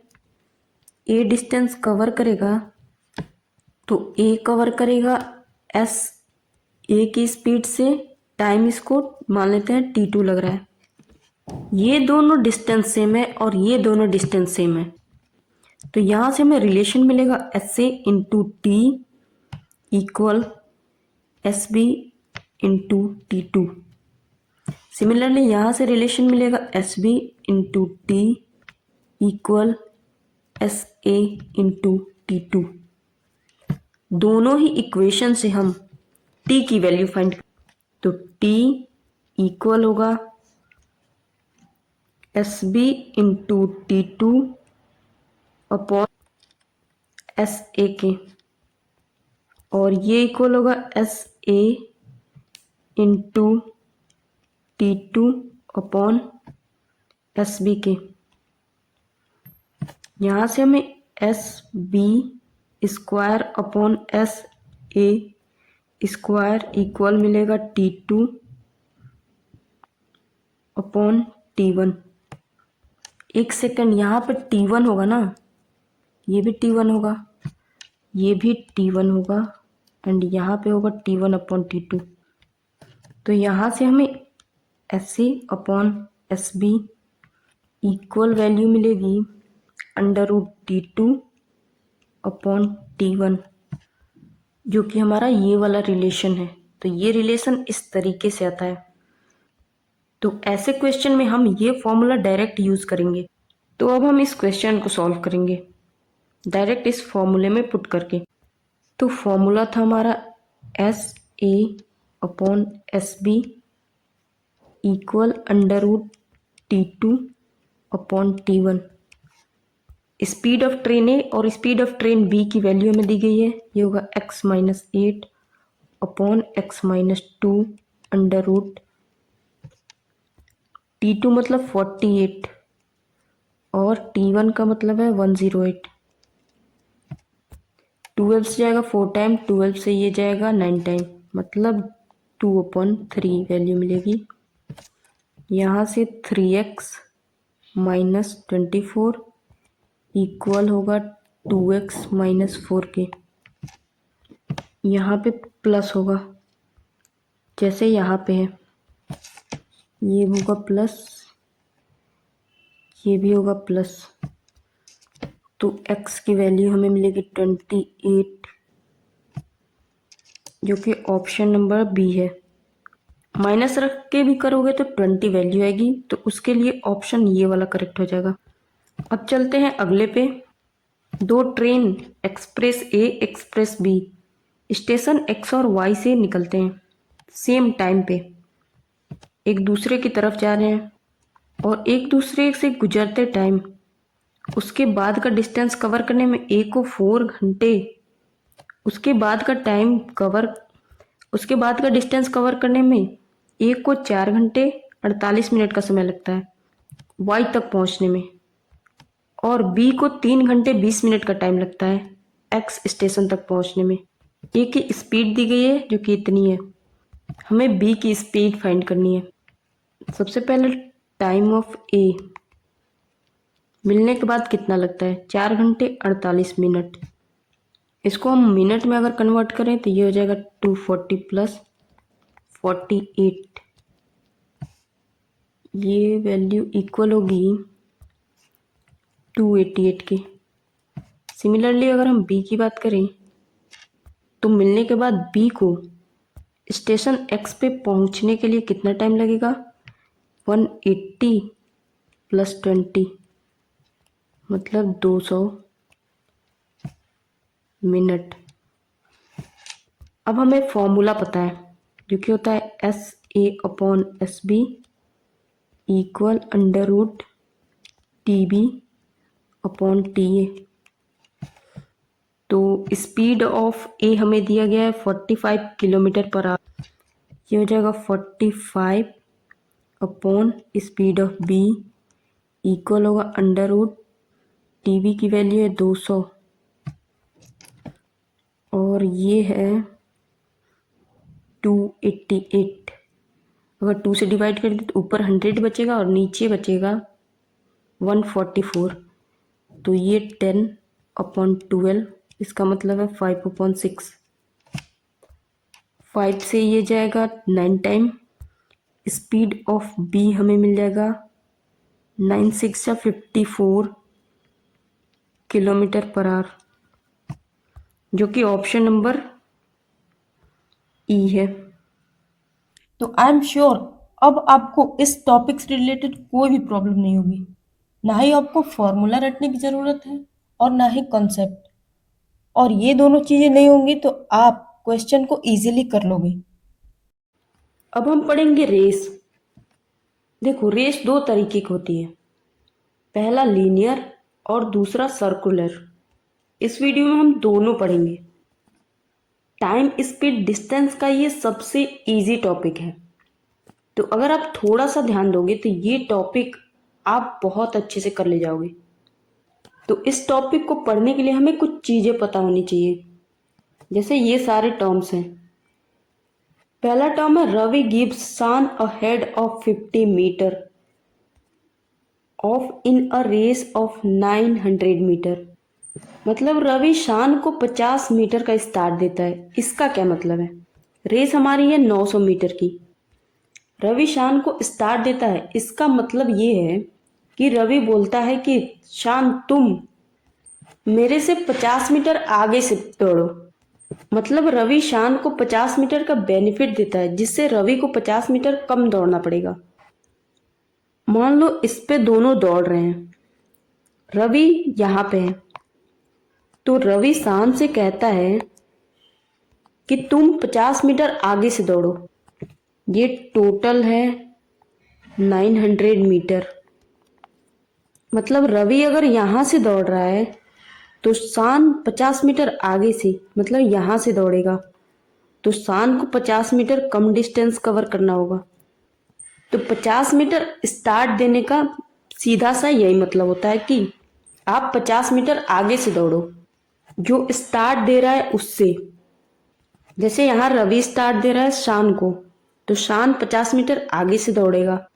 अब आते हैं दूसरे टर्म पे। A gives B a head start of 5 second in 600 metre race. 600 metre race में ए बी को 5 सेकेंड का स्टार्ट देता है। अब इसका क्या मतलब है, तो बेसिकली इसका मतलब है कि ए बोलता है बी को तुम 5 सेकेंड दौड़ लो, उसके बाद मैं दौड़ना स्टार्ट करूंगा। ये ध्यान रखना, यहाँ पे डिस्टेंस की बात नहीं हो रही, यहाँ पे बात हो रही है टाइम की। मतलब ए बोलता है कि 5 सेकेंड में तुम जितना दौड़ सकते हो उतना दौड़ लो और 5 सेकेंड के बाद मैं दौड़ना स्टार्ट करूंगा। तो इसका मतलब ये है कि बी को 5 सेकेंड ज़्यादा टाइम मिल गया दौड़ने के लिए ए से। तो 5 सेकेंड स्टार्ट देने का सीधा सा यही मतलब है। आई होप आपको ये दोनों टर्म समझ में आ गए होंगे। अब आते हैं अपने तीसरे टर्म पे, जो है A beats by B 110 metre. A B को 110 मीटर से हराता है। मतलब ए जो है वो फिनिश लाइन पे पहले पहुंचेगा और रेस को खत्म कर देगा, मतलब रेस जीत जाएगा। अब जब ए फिनिश लाइन पे होता है उस टाइम बी फिनिश लाइन से 110 मीटर की दूरी पे होता है। जैसे मान लो ये है लाइन, यहां से यहां तक की रेस है। इस रेस में ए हराता है बी को 110 मीटर से। तो ए जब फिनिश लाइन पे होता है उस टाइम पे ये जो बी है और ये फिनिश लाइन है, बी फिनिश लाइन से 110 मीटर पीछे रहता है। मतलब 110 मीटर का डिस्टेंस वो और कवर कर ले तो वो भी रेस को कंप्लीट कर लेगा। तो इस टर्म का मतलब है कि ए बी को 110 मीटर से हराता है। अब चलते हैं अपने अगले टर्म पे, जो कि है A beats by B 20 second. A B को 20 सेकेंड से हराता है। इसका क्या मतलब हुआ? तो इसका मतलब ये है कि जब ए फिनिश लाइन पे होता है उस टाइम पे ये जो बी है वो ए से 20 सेकेंड पीछे है। मतलब बी को 20 सेकेंड और मिल जाए तो वो फिनिश लाइन पे पहुंच जाएगा। इसको आप ऐसे भी समझ सकते हो कि जब ए फिनिश लाइन पे होता है उस टाइम पे बी इधर कहीं होगा, मतलब ए से पीछे ही होगा, और ए और बी के बीच जो डिस्टेंस होगी उसको कवर करने में बी को 20 सेकेंड का टाइम लगेगा। तो इसलिए हम कहते हैं कि ए ने बी को 20 सेकेंड से हराया। बी 20 सेकेंड में ये डिस्टेंस कवर करेगा तो वो ए के पास पहुंच जाएगा, मतलब फिनिश लाइन पे पहुंच जाएगा। आई होप आपको ये चारों टर्म समझ में आ गई होगी। अब हमारा लास्ट टर्म, जो कि है the race ends in dead heat. इसका मतलब है कि जितने भी कॉम्पिटिटर्स हैं जो रेस में पार्टिसिपेट किए हैं वो सारे फिनिश लाइन पे एक साथ पहुंच जाते हैं, मतलब सेम टाइम पे फिनिश लाइन पे पहुंचते हैं। तो यहां हम डिसाइड नहीं कर सकते कि कौन जीता और कौन हारा, क्योंकि सारे सेम टाइम पे फिनिश लाइन पे पहुंचे हैं। जैसे टाई वाली कंडीशन नहीं होती जहां सभी जीत जाते हैं, उसको हम बोलते हैं डेड हिट की कंडीशन, जहां पे सारे कॉम्पिटिटर्स एक साथ पहुंच जाते हैं, मतलब सारे कॉम्पिटिटर्स एक साथ रेस को फिनिश करते हैं।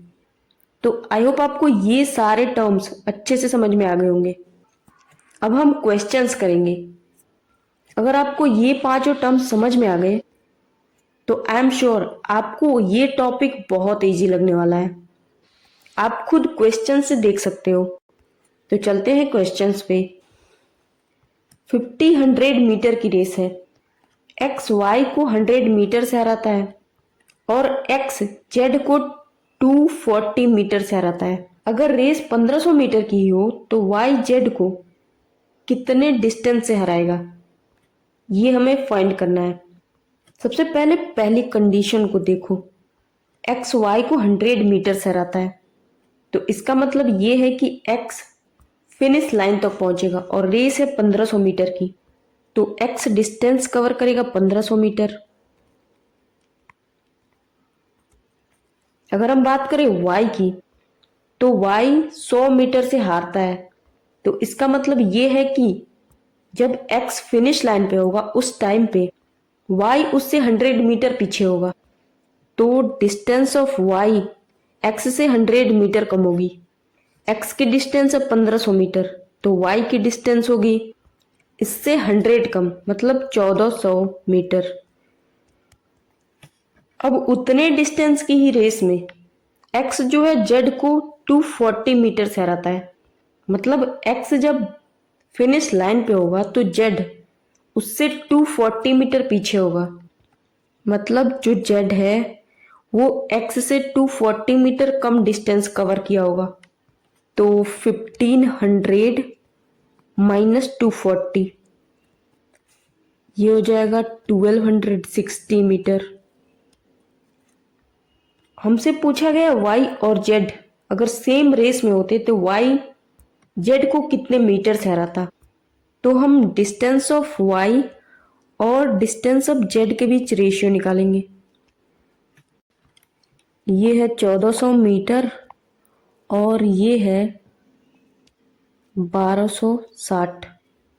तो 0 से तो कैंसिल हो जाएगा। 14 से ये जाएगा 10 टाइम और ये जाएगा 9 टाइम। अच्छा, हम रेशियो की निकाल रहे हैं, उसको भी समझ लेते हैं।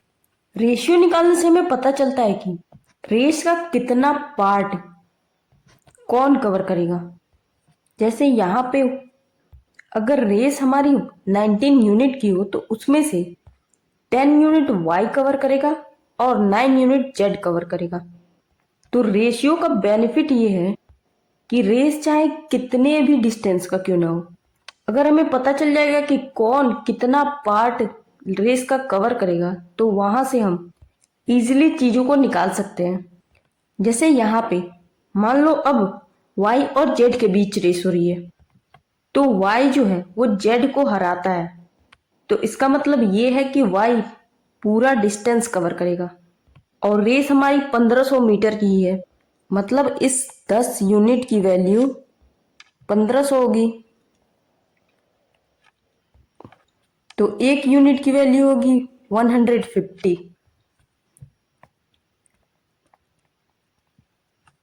हमें फाइंड करना है कि y z को कितने मीटर से हराएगा। तो अगर आप इनके बीच डिफरेंस देखो, जो कि उनके डिस्टेंस का डिफरेंस है, अगर y 10 यूनिट डिस्टेंस कवर कर रहा है तो z 9 यूनिट डिस्टेंस कवर करेगा। मतलब सीधा सा है कि y z को 1 यूनिट से हराएगा। तो 1 यूनिट की वैल्यू है 150 मीटर। तो y 150 मीटर से z को हराएगा। सो इस क्वेश्चन के लिए ऑप्शन नंबर बी करेक्ट होगा। अब चलते हैं अपने अगले क्वेश्चन पे। 1 किलोमीटर की लीनियर रेस है। पी क्यू को 120 मीटर से हराता है या फिर 30 सेकंड से हराता है। तो हमें फाइंड करना है पी को पूरी रेस कंप्लीट करने में कितना टाइम लगेगा।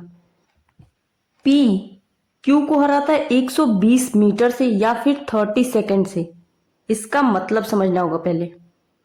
जब पी फिनिश लाइन पे होता है उस टाइम पे क्यू पी से 120 मीटर पीछे है और 30 सेकंड से हराता है। इसका मतलब है कि ये जो 120 मीटर है वो क्यू 30 सेकंड में कवर कर लेगा। 30 सेकंड से हराने का मतलब तो यही है। तो 120 मीटर डिस्टेंस को क्यू 30 सेकंड में कवर कर सकता है। तो यहां से हम स्पीड ऑफ क्यू निकाल सकते हैं 120 मीटर 30 सेकंड में। ये वैल्यू आएगी 4 मीटर पर सेकंड। तो क्यू की स्पीड हमें मिल गई 4 मीटर पर सेकंड। पी क्यू को हराता है, इसका मतलब है पी पूरा डिस्टेंस कवर करेगा। तो 1 किलोमीटर की रेस है तो डिस्टेंस कवर्ड बाय पी ये होगा 1000 मीटर। पी से क्यू 120 मीटर पीछे है तो यहां से हम डिस्टेंस ऑफ क्यू निकाल सकते हैं 1000 माइनस 120 मीटर। ये वैल्यू आएगी 880 मीटर। मतलब क्यू इतना डिस्टेंस कवर करता है और क्यू की स्पीड हमें पता है तो यहां से हम टाइम निकाल सकते हैं। तो time of Q distance upon speed upon 4, ये वैल्यू आएगी 220 सेकंड। तो ये जो टाइम है ये वो टाइम है जब क्यू पी से इतना मीटर पीछे रहता है और जब क्यू इतना मीटर पीछे है उस टाइम पे पी फिनिश लाइन पे है। मतलब पी को फिनिश लाइन पे जाने में इतने सेकंड का ही टाइम लगा होगा। तो यहां से टाइम ऑफ पी भी होगा 220 सेकंड। तो पूरे रेस को कवर करने में पी को टाइम लगेगा 220 सेकंड का, जो कि ऑप्शन नंबर ए है। अब चलते हैं नेक्स्ट क्वेश्चन पे। 1170 मीटर के रेस में रमन फाइनल पॉइंट पे 65 सेकंड में पहुंचता है और मोहन फाइनल पॉइंट पे 90 सेकंड में पहुंचता है। तो हमें फाइंड करना है कि रमन मोहन को कितने डिस्टेंस से हराएगा। देखो रमन को टाइम लग रहा है, इसको हम टी आर से डिनोट करेंगे, 65 सेकंड का फाइनल पॉइंट पे पहुंचने के लिए। और वहीं मोहन को टाइम लग रहा है 90 सेकंड का फाइनल पॉइंट पे पहुंचने के लिए। मोहन को 25 सेकंड ज्यादा टाइम लग रहा है रमन से। तो इसका मतलब ये है कि रमन मोहन को 25 सेकंड से हराएगा। अगर हम मोहन की स्पीड निकालें तो डिस्टेंस कवर करना है 1170 मीटर का, और यहां तक पहुंचने में मतलब फाइनल पॉइंट तक पहुंचने में मोहन को 90 सेकंड का टाइम लग रहा है। तो ये जीरो से तो कैंसिल हो जाएगा, ये वैल्यू आएगी 30 मीटर पर सेकंड। मोहन की स्पीड हमें मिल गई और रमन मोहन को 25 सेकंड से हराता है।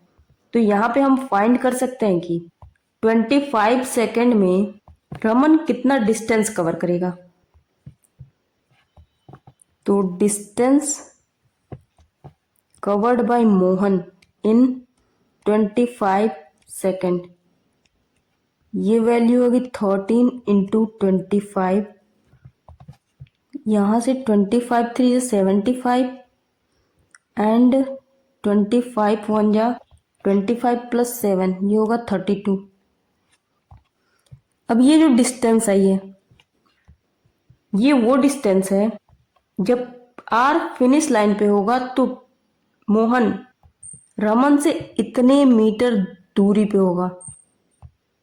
25 सेकंड से हारने का मतलब है कि उतनी डिस्टेंस जितनी मोहन 25 सेकंड में कवर कर सकता है, इसका यही तो मतलब हुआ। तो 25 सेकंड में 13 मीटर पर सेकंड की स्पीड से मोहन इतना मीटर पीछे होगा। तो रमन मोहन को 325 मीटर से हराएगा, जो कि ऑप्शन नंबर ए है। अब चलते हैं अगले क्वेश्चन पे। 4 किलोमीटर की रेस है। ए बी को स्टार्ट देता है 1000 मीटर का। सेम रेस में बी सी को स्टार्ट देता है 100 मीटर का। तो हमें फाइंड करना है कि 3.6 किलोमीटर की रेस में कौन जीतेगा और कितने डिस्टेंस से जीतेगा, जो सबसे खराब परफॉर्मेंस करेगा उससे। मतलब जिसकी परफॉर्मेंस सबसे खराब होगी और जो जीत रहा है वो उसको कितने डिस्टेंस से बीट करेगा। तो रेस है 4 किलोमीटर की और ए जो है बी को 1000 मीटर मतलब 1 किलोमीटर का स्टार्ट देता है। तो ए तो पूरा डिस्टेंस कवर करेगा, मतलब 4 किलोमीटर डिस्टेंस कवर करेगा, और जो बी है वो 1000 कम डिस्टेंस कवर करेगा, मतलब केवल 3 किलोमीटर ही डिस्टेंस कवर करेगा। तो डिस्टेंस ऑफ ए और डिस्टेंस ऑफ बी, इसके बीच अगर हम रेशियो निकालें तो 4 और 3 की रेशियो मिलेगी। अब उसी रेस में जो 4 किलोमीटर की है, बी सी को 1600 मीटर का स्टार्ट देता है। तो इसका मतलब ये है कि इस रेस में अब बी पूरा डिस्टेंस कवर करेगा, मतलब बी फिनिश लाइन पे पहुंचेगा पूरा डिस्टेंस कवर करके। तो बी तो 4 किलोमीटर का डिस्टेंस कवर करेगा और सी 1600 मीटर कम डिस्टेंस कवर करेगा, मतलब 1.6 किलोमीटर कम डिस्टेंस। तो बी की डिस्टेंस है 4 किलोमीटर, उसमें से 1.6 माइनस करेंगे तो हमारे पास बचेगा 2.4 किलोमीटर। तो दूसरी कंडीशन के लिए डिस्टेंस ऑफ बी और डिस्टेंस ऑफ सी के बीच हमें रेशियो मिलेगी। ये तो 4 किलोमीटर का डिस्टेंस कवर करेगा, लेकिन जो सी है वो केवल 2.4 किलोमीटर का डिस्टेंस कवर करेगा, क्योंकि बी सी को 1600 मीटर का स्टार्ट दे रहा है। तो ये होगा 40 और 24, मतलब 8 से डिवाइड करेंगे 5 और 3 की रेशियो मिलेगी। हमें distance of A, distance of B और डिस्टेंस ऑफ सी तीनों के बीच रिलेशन मिल गया है। तो यहाँ से हम तीनों के बीच रेशियो फाइंड कर सकते हैं। इसमें कर दो 5 से मल्टीप्लाई, इसमें कर दो 3 से मल्टीप्लाई। तो distance of A, distance of B and distance of C के बीच हमें रेशियो मिल जाएगी। तो यहाँ से हमें रेशियो मिलेगी 20, 15 और 9 की। तो डिस्टेंस की रेशियो देख के आपको एक चीज क्लियर हो गई होगी कि डिस्टेंस ऑफ ए सबसे ज्यादा है। इसका मतलब है कि ये रेस जीतेगा क्योंकि ये सबसे ज्यादा डिस्टेंस कवर कर रहा है। और जो सी है उसकी सबसे वर्स्ट परफॉर्मेंस होगी, मतलब सबसे खराब परफॉर्मेंस सी की होगी। अब ये रेस 3.6 किलोमीटर की हो जाए तो ए तो जीतेगा, ये तो कंफर्म है। कितने डिस्टेंस से जीतेगा वो हमें फाइंड करना है। तो इसकी वैल्यू 3600 मीटर होगी। तो यहां से हम 1 यूनिट की वैल्यू निकालेंगे जो होगा 180। 1 यूनिट की वैल्यू हो गई 180।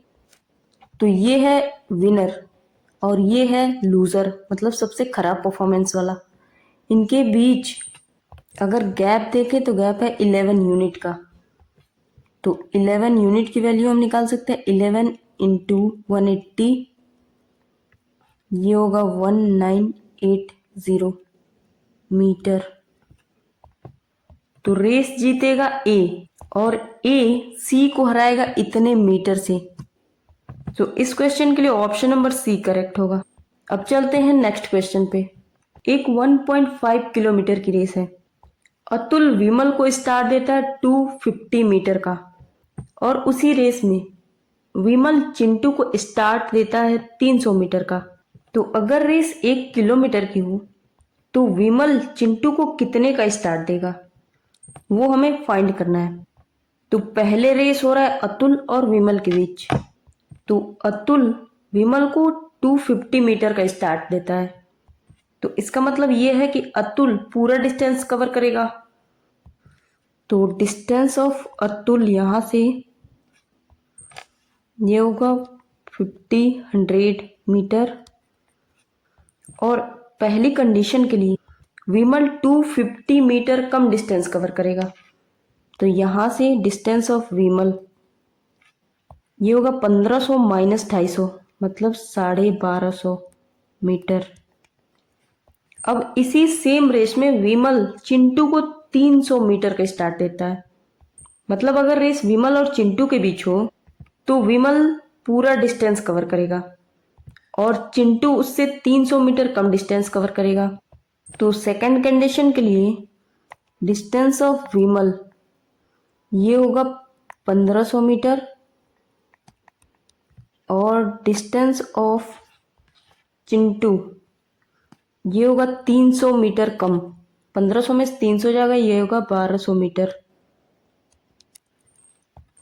तो पहली कंडीशन से हम डिस्टेंस ऑफ ए और डिस्टेंस ऑफ बी के बीच रेशियो निकालेंगे। ये वैल्यू आएगी 1500 और 1250। जीरो से ये कैंसिल हो जाएगा, 25 से ये जाएगा 6 टाइम और ये जाएगा 5 टाइम।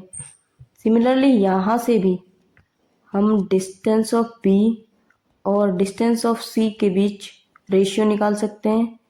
ये होगा 1500 और 1200। 2 जीरो से 2 जीरो कैंसिल हो जाएगा, ये वैल्यू होगी 5 और 4 की रेशियो। अब विमल और चिंटू के बीच रेस हो रही है 1 किलोमीटर की। हमें विमल और चिंटू के डिस्टेंस की रेशियो पता है, तो यहाँ पे विमल पूरा डिस्टेंस कवर करेगा। तो इस 5 की वैल्यू होगी 1000 मीटर। तो इसकी वैल्यू होगी 800 मीटर। तो विमल चिंटू को 200 मीटर का स्टार्ट देगा। तो इस क्वेश्चन के लिए ऑप्शन नंबर ए करेक्ट होगा। अब देखते हैं अगला। 3 पर्सन है पी क्यू आर और तीनों के बीच रेस हो रही है 2570 मीटर की। फिनिश लाइन पे सेम टाइम पे पहुंचने के लिए पी क्यू को स्टार्ट देता है इतने मीटर का और आर को स्टार्ट देता है इतने मीटर का। तो हमें फाइंड करना है कि 3500 मीटर की रेस में आर क्यू को कितना स्टार्ट देगा। यहाँ पे P स्टार्ट दे रहा है, मतलब P पूरा डिस्टेंस कवर करेगा। तो डिस्टेंस ऑफ P होगा 2570 मीटर। अब पी क्यू को स्टार्ट देता है 845 मीटर का, मतलब क्यू 845 मीटर कम डिस्टेंस कवर करेगा पी से, तो डिस्टेंस ऑफ क्यू इक्वल होगा 2570 माइनस 845। तो 70 में से 45 जाएगा, ये होगा 25, 25 में से 8 जाएगा 17 मीटर। अब पी आर को स्टार्ट देता है 155 मीटर का, तो इसका मतलब है कि आर 155 मीटर कम डिस्टेंस कवर करेगा पी से, तो यहां से हम डिस्टेंस ऑफ आर निकाल सकते हैं। 2570 माइनस 155, ये होगा 2415 मीटर। अब हमें फाइंड करना है कि आर क्यू को कितना स्टार्ट देगा इतने मीटर की रेस में। तो सबसे पहले हम डिस्टेंस ऑफ आर और डिस्टेंस ऑफ क्यू की रेशियो निकालेंगे, ताकि हमें पता चले कि कितना पार्ट आर कवर कर रहा है और कितना पार्ट क्यू कवर कर रहा है। आर की डिस्टेंस है 2415 और क्यू की डिस्टेंस है 1725। 5 से ये जाएगा 483 टाइम्स और ये जाएगा 345 टाइम्स। अगेन ये 3 से डिविजिबल है, ये होगा 161 और ये होगा 115। अगेन इसको हम 23 से डिवाइड कर सकते हैं, तो ये वैल्यू आएगी 7 और ये वैल्यू आएगी 5। अब आर और क्यू के बीच रेस हो रही है और रेस है 3500 मीटर की। आर क्यू को स्टार्ट देता है, इसका मतलब है कि आर पूरा डिस्टेंस कवर करेगा और यहाँ पे आर केवल 7 यूनिट डिस्टेंस कवर कर रहा है, तो 7 यूनिट की वैल्यू होगी 3500। 7 से ये जाएगा 5 टाइम्स, तो ये वैल्यू आएगी। हमें फाइंड करना है आर क्यू को कितने का स्टार्ट देगा, तो इनके बीच डिफरेंस है 2 यूनिट, तो आर क्यू को 2 यूनिट का स्टार्ट देगा और 2 यूनिट की वैल्यू हम निकाल सकते हैं। 1 यूनिट की वैल्यू 500 है, तो ये हो जाएगा 1000 मीटर। तो आर क्यू को 1000 मीटर का स्टार्ट देगा, जो कि ऑप्शन नंबर डी है। अब चलते हैं नेक्स्ट क्वेश्चन पे। एक 2700 मीटर की रेस है, पी और क्यू की स्पीड दी गई है। स्पीड ऑफ पी है m मीटर पर सेकेंड और स्पीड ऑफ क्यू है n मीटर पर सेकेंड। p फिनिश लाइन पे q से t सेकेंड पहले पहुंचता है, तो इसका मतलब है p q को t सेकेंड से बीट करेगा। और ये भी दिया गया है कि p q को 300 मीटर से बीट कर रहा है, तो इसका सीधा सा मतलब है कि p t सेकेंड से बीट कर रहा है q को और 300 मीटर से बीट कर रहा है। मतलब जो q है वो t सेकेंड में 300 मीटर डिस्टेंस कवर करेगा। यहाँ से हम डिस्टेंस ऑफ p जो पूरा ही डिस्टेंस कवर करेगा और पूरी डिस्टेंस है 2700 मीटर, q 300 मीटर कम डिस्टेंस कवर करेगा, तो डिस्टेंस ऑफ q ये होगा 2700 माइनस 300 मतलब 2400 मीटर। अब यहाँ पे ध्यान से समझो, जितने टाइम में p इतना डिस्टेंस कवर कर रहा है उतने टाइम में ही q इतना डिस्टेंस कवर कर रहा है।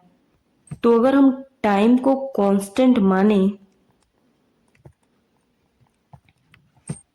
तो हमें पता है कि जब टाइम कांस्टेंट होता है उस केस में स्पीड की रेशियो डिस्टेंस की रेशियो के इक्वल होती है, और स्पीड की रेशियो में दी गई है और डिस्टेंस भी हमें पता है, तो ये होगा speed of p upon speed of q equal distance of p upon distance of q। Speed है m और क्यू की स्पीड है n, ये वैल्यू इक्वल होगी 2700 अपॉन 2400।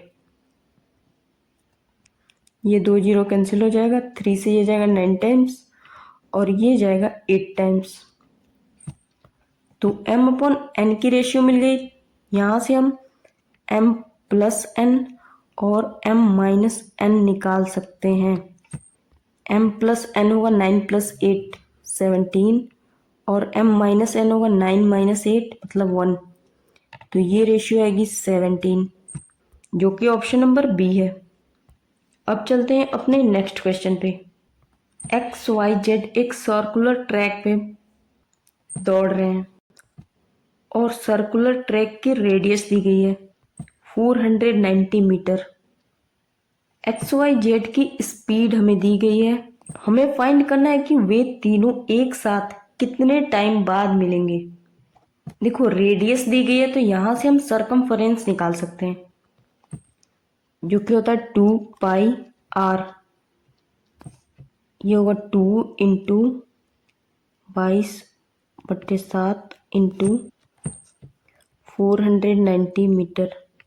तो 7 से ये जाएगा 70 टाइम्स एंड 7 4 जा 28 और ये होगा 30 मीटर। अब ये जो सरकमफ्रेंस आई है XYZ मिलके इतने डिस्टेंस को ही कवर करेंगे। तो अगर हम टाइम ऑफ x निकालें, क्योंकि हमें स्पीड दी गई है और डिस्टेंस तीनों इतना ही कवर करेंगे, तो टाइम ऑफ x होगा 3080 अपॉन स्पीड मतलब 25। सिमिलरली अगर टाइम ऑफ y की बात करें, ये होगा 3080 अपॉन स्पीड है 40। यहाँ से हम TZ भी निकाल सकते हैं 3080 अपॉन स्पीड मतलब 35। तो ये जो टाइम है ये वो टाइम है जब वे तीनों एक चक्कर कंप्लीट करते हैं। अब ये तीनों पहली बार किस टाइम पे मिलेंगे वो हमें फाइंड करना है। तो ये तीनों पहली बार उस टाइम पे मिलेंगे जो इन तीनों के टाइम का एलसीएम होगी, क्योंकि एलसीएम से जो हमें टाइम मिलेगा वो इन तीनों के टाइम से डिविजिबल होगा, और जब डिविजिबल होगा तो इसका मतलब ये है कि वो उतने राउंड के बाद वे तीनों एक साथ एक जगह पे मिलेंगे। क्योंकि यहाँ पे मोशन सर्कुलर हो रही है इसलिए हम एलसीएम निकालते हैं। तो ये मिलेंगे LCM of 3080 upon 25, 3080 upon 40, 3080 upon 35। हमें पता है कि फ्रैक्शन का एलसीएम हम कैसे लेते हैं। तो फ्रैक्शन का एलसीएम निकालने के लिए हमें सबसे पहले न्यूमिनेटर उसका एलसीएम लेना होता है, और जो नीचे है डिनोमिनेटर उसका हमें एचसीएफ लेना पड़ता है। तो ये हो जाएगा एलसीएम ऑफ 3080। ये तो 3080 ही होगा, लेकिन इसको हम लिख लेते हैं ताकि हमें समझने में आसानी हो कि फ्रैक्शन का एलसीएम हम कैसे निकालते हैं। ये होगा अपॉन एचसीएफ ऑफ 25, 40 और 35, इन तीनों का कंबाइन एचसीएफ। तो एलसीएम तो हमारा 3080 ही होगा और एचसीएफ होगा 5, क्योंकि 5 ही ऐसी वैल्यू है जो तीनों को डिवाइड करेगी। तो ये होगा अपॉन 5, 5 से ये जाएगा 6 टाइम 1 एंड 6। तो इतने सेकंड के बाद तीनों एक्स वाई और जेड पहली बार मिलेंगे, फिर इतने सेकंड के बाद वो दूसरी बार मिलेंगे। अब इस वैल्यू को अगर हम मिनट में कन्वर्ट करें तो 60 से करना होगा डिवाइड, 60 से ये जाएगा 10 टाइम और 16 रिमाइंडर बचेगा हमारे पास, तो ये होगा 10 मिनट 16 सेकेंड, मतलब 10 मिनट और 16 सेकेंड के बाद XYZ पहली बार मिलेंगे, जो कि ऑप्शन नंबर बी है। अब चलते हैं अगले पे। शिखा, कुमकुम और ऋषि एक सर्कुलर ट्रैक पे दौड़ रहे हैं और उनकी स्पीड दी गई है 50 मीटर पर सेकंड, 25 मीटर पर सेकंड, 10 मीटर पर सेकंड, और पाथ की सरकमफरेंस दी गई है जो कि 450 मीटर।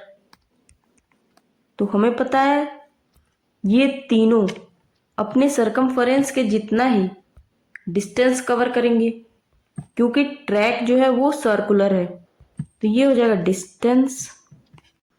अब अगर सीखा, इसको हम TS से डिनोट करेंगे, 450 डिस्टेंस को 15 की स्पीड से कवर करें तो इसको टाइम लगेगा 450/15 मीटर का, ये इससे जाएगा 30 टाइम, ये होगा 30 सेकेंड। अगर हम कुमकुम की बात करें तो कुमकुम को 450 मीटर का डिस्टेंस कवर करने में 25 की स्पीड से टाइम लगेगा, ये जाएगा 18 टाइम्स 18 सेकेंड का। अब ऋषि 450 मीटर के डिस्टेंस को कवर करेगा 10 मीटर पर सेकेंड की स्पीड से, इसको टाइम लगेगा 45 सेकेंड का। अब ये तीनों पहली बार कितने टाइम के बाद मिलेंगे, क्योंकि सर्कुलर ट्रैक है इसलिए ये जो टाइम आया है जो एक चक्कर कंप्लीट करने में लग रहा है, इन तीनों का जो एलसीएम होगा उतने टाइम बाद ये तीनों एक दूसरे से मिलेंगे पहली बार। तो सिंपली हम एलसीएम निकालेंगे पहले। एलसीएम ऑफ 30, 18 और 45, इसका एलसीएम तो काफ़ी इजी है, 90 होगा। तो 90 सेकेंड के बाद तीनों एक दूसरे से पहली बार मिलेंगे, तो इस क्वेश्चन के लिए ऑप्शन नंबर ई करेक्ट होगा। अब चलते हैं अगले क्वेश्चन पे। ए, बी और सी सेम टाइम पे दौड़ना स्टार्ट करते हैं और ये तीनों एक सर्कुलर स्टेडियम में दौड़ रहे हैं। ए एक राउंड को कंप्लीट करता है इतने सेकंड में, बी एक राउंड को इतने सेकंड में और सी एक राउंड को इतने सेकंड में कंप्लीट करता है। तीनों सेम पॉइंट से दौड़ना स्टार्ट करते हैं, तो हमें फाइंड करना है कि ये तीनों फिर कितने टाइम बाद एक साथ मिलेंगे। तो हमें पता है कि ट्रैक सर्कुलर है, तो इस केस में तीनों जितने टाइम में एक चक्कर लगाते हैं उन तीनों को अगर हम एलसीएम ले लें तो हमें पता चल जाएगा कि ये तीनों अगली बार कितने टाइम के बाद एक दूसरे से एक साथ मिलेंगे। तो सिंपली हमें तीनों के एक चक्कर कंप्लीट होने वाले टाइम का एलसीएम लेना है। तो एलसीएम हम प्राइम फैक्टराइजेशन से लेंगे ताकि हमें कैलकुलेशन थोड़ा कम करना पड़े। तो 252 का अगर हम प्राइम फैक्टर करें तो 4 से ये डिविजिबल है, 4 से ये जाएगा 63 टाइम्स, ये हो जाएगा 3 पावर 2 इंटू 7। अगर हम 308 का फैक्टर करें तो ये भी 4 से जाएगा 77 टाइम इंटू 7 इंटू 11। अब 198 ये 2 से जाएगा, बचेगा 99, मतलब 3 पावर 2 इंटू 11। अब हम तीनों का एलसीएम निकाल सकते हैं इजीली। 252, 308 एंड ये है 198। इन तीनों का एलसीएम होगा 2 power 2 into 3 power 2 into 7 into 11, ये होगा 36 इंटू 77, ये वैल्यू आएगी सेकंड में। हमारा आंसर है मिनट में, तो इसको हम 60 से डिवाइड कर सकते हैं। ये जाएगा 10 टाइम्स और ये जाएगा 6 टाइम। 77 6 क्या होगा 462/10। ये वैल्यू हमें मिलेगी 46 मिनट, और 2/10 मिनट का मतलब है 12 सेकेंड। तो तीनों 46 मिनट 12 सेकेंड के बाद नेक्स्ट टाइम एक साथ मिलेंगे, तो इसके लिए ऑप्शन नंबर ए करेक्ट होगा। अब चलते हैं अगले पे। 75 किलोमीटर की एक सर्कुलर ट्रैक है। दो लोग जिनकी स्पीड इतनी और इतनी है, वे कितने टाइम के बाद एक दूसरे से उस पॉइंट पे मिलेंगे जहां उन्होंने स्टार्ट किया था। तो ये क्वेश्चन भी पिछले क्वेश्चन के जैसा ही है। टोटल डिस्टेंस इतनी है। मान लेते हैं दो लोग P और Q हैं, तो डिस्टेंस दिया गया है 75 किलोमीटर और स्पीड दी गई है। तो यहाँ से हम टाइम ऑफ P निकाल सकते हैं कि एक राउंड को कवर करने में कितना टाइम लगेगा। ये होगा 75 अपॉन स्पीड है 30। सिमिलरली हम निकाल सकते हैं कि Q को एक राउंड कवर करने में कितना टाइम लगेगा। ये होगा 75/25। अगर हम इन दोनों के एक राउंड के टाइम का एलसीएम ले लें तो हमें पता चल जाए कि ये दोनों कितने टाइम के बाद एक दूसरे को मिलेंगे। तो यहाँ से एलसीएम ऑफ 75/30 75/25, तो न्यूमरेटर का हमें एलसीएम लेना होता है, तो जो कि होगा 75 और इसका एचसीएफ जो कि होगा 5, तो ये जाएगा 15 टाइम्स। तो 15 सेकेंड के बाद ये दोनों फिर उसी पॉइंट पे मिलेंगे जहां से इन्होंने स्टार्ट किया था। तो इसके लिए ऑप्शन नंबर सी करेक्ट होगा। तो अब मुझे नहीं लगता कि आपको इस टॉपिक से रिलेटेड कोई भी प्रॉब्लम होगी और आपको पता लग गया होगा कि ये टॉपिक कितना इजी है और कितनी स्मूथली आप इसको कर सकते हो। बस थोड़ी सी अंडरस्टैंडिंग की जरूरत है। तो आज के लिए इतना ही, मिलते हैं अपने अगली वीडियो में।